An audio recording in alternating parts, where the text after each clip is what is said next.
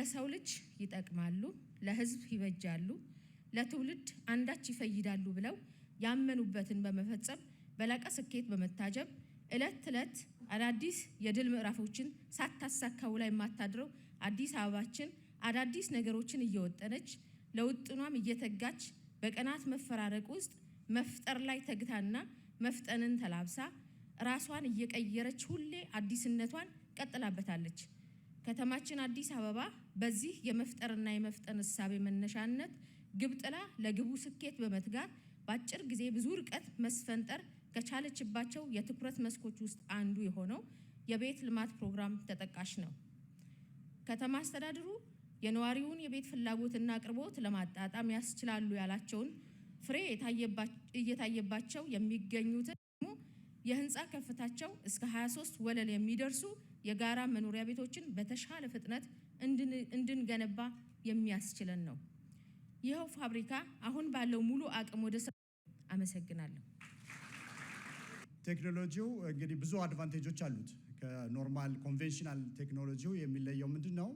አንደኛ በሌላው ዓለም እንደዚህ እግዚአብሔር የባረከው ቴምፕሬቸር የለም።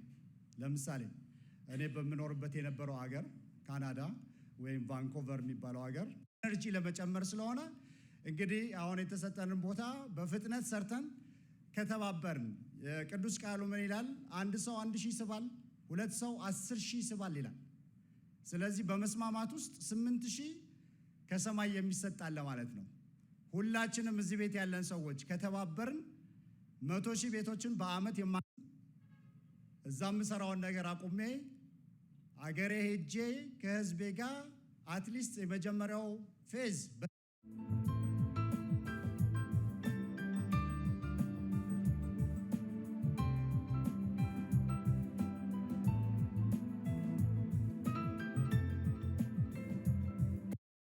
መተባበር ማሳካት የጋራ ትብብርን ይጠይቃል።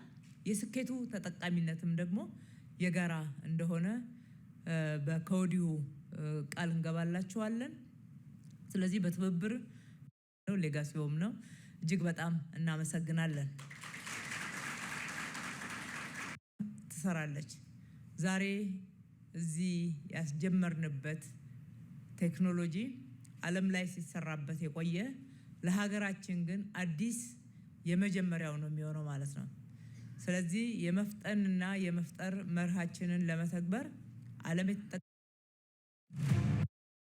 ሄደን ተመልክተናል።